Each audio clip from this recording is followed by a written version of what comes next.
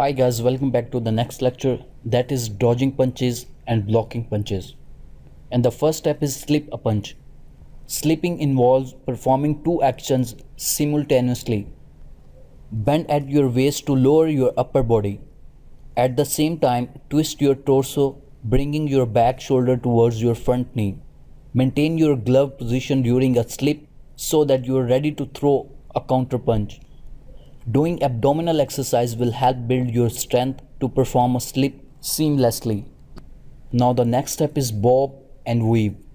Start the bob by bending your knees and lowering your entire body. Move your head in a V shape so your head ends up on the outside of the punch.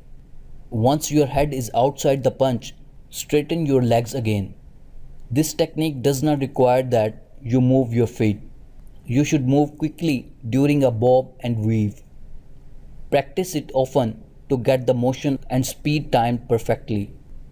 Practice by having an opponent throw hooks at your head. Try bobbing and weaving from one direction to another in alternation. Then vary the sequence so that you have to respond to your opponent's punch. And the next step is perform a backward lunge. Slide your back foot backward and bend your front knee slightly. This will effectively lower your whole body as well as create distance between you and your opponent. Keep your eyes on their chest and hands as you lunge. This is not the fastest or most effective dodge, but it is important to incorporate multi-techniques so that your opponent can't guess your next move. So guys, now I'm gonna teach you block punches. And the first step is use a parry to slap a punch away. As the punch comes in, lean your torso back and slap the punch away. Let your opponent's momentum carry the punch past you. This works best when you slap the punch downward or across your body.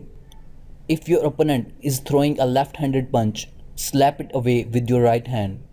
And if your opponent throw a right-handed punch, slap it away with your left hand. This is most effective when you immediately throw a punch of your own while your opponent is off balance. And guys, the next step is catch an incoming punch. With your hand in the basic defense position, your palms should be facing you. As you see the punch coming in, twist your wrist so that your palm faces away from you. Push your hand forward 3 to 5 inches to make contact with the punch. Step and lean back slightly to take the impact of the punch.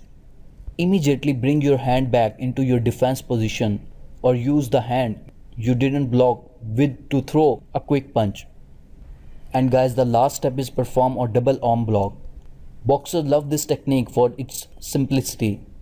As you see the punch coming in, press sides of your forearms tight together.